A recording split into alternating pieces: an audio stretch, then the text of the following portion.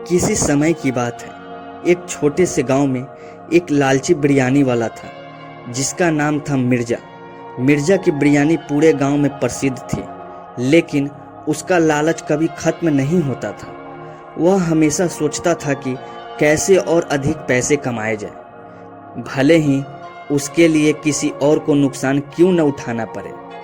गांव में एक छोटी सी दुकान थी जहां मिर्जा अपनी बिरयानी बेचता था। उसकी दुकान के बाहर हमेशा ग्राहकों की लंबी कतार लगती थी, लेकिन मिर्जा हमेशा सोचता था कि अगर वह ज़्यादा मुनाफा कमा सके तो अच्छा होगा। उसने सोचा, अगर मैं चुपके से ज़्यादा चावल और कम मांस डालूं तो लोग जान नहीं पाएंगे और मैं ज़्यादा पैसे कमा सकूंगा। एक दिन मिर्जा ने एक नया प्लान बनाया। उसने एक बड़ा बर्तन लिया और उसमें चावल भरकर उसे ज़्यादा दिखाने के लिए उसे गाढ़ी करी में डाल दिया।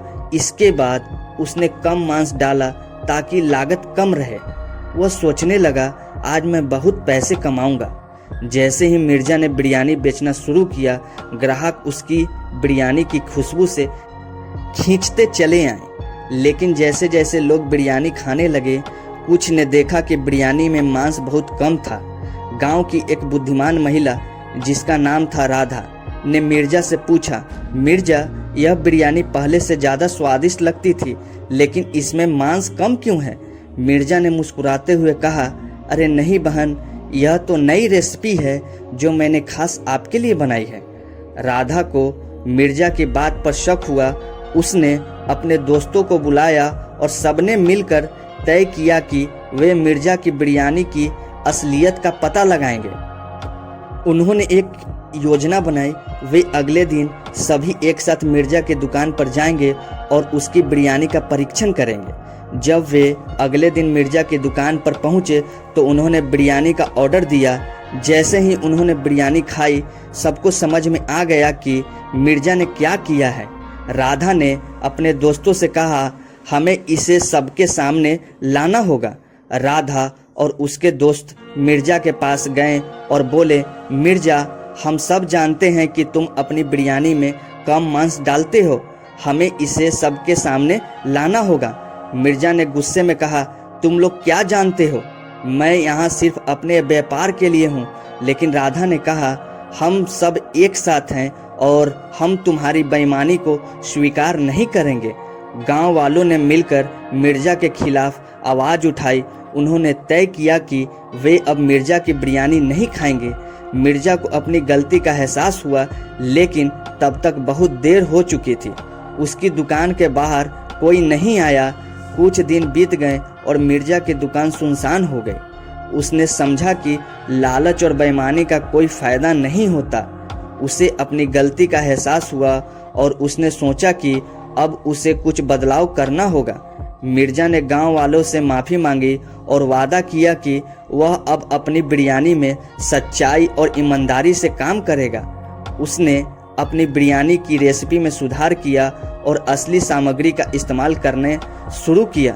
धीरे धीरे गांव वाले मिर्जा की दुकान पर वापस आने लगे। उन्होंने देखा कि मिर्जा अब सच में अच्छे मांस और ताज़ा सामग्री का इस्तेमाल कर रहा था।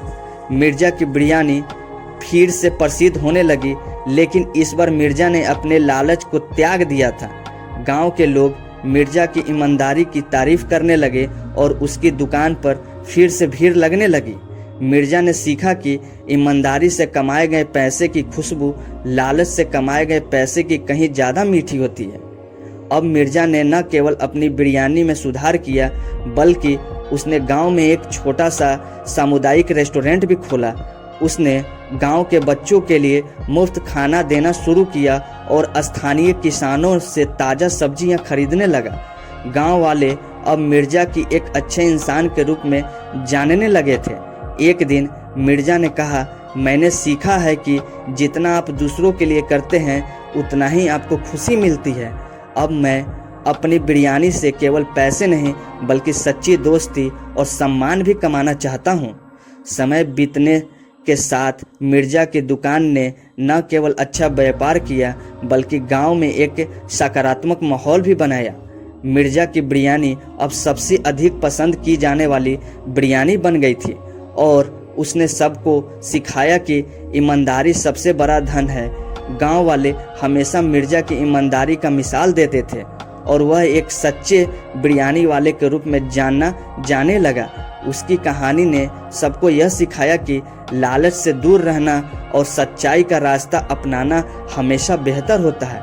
इस तरह मिर्जा की कहानी हमें यह सिखाती है कि ईमानदारी और मेहनत का फल हमेशा मीठा होता है। Thank you so much guys.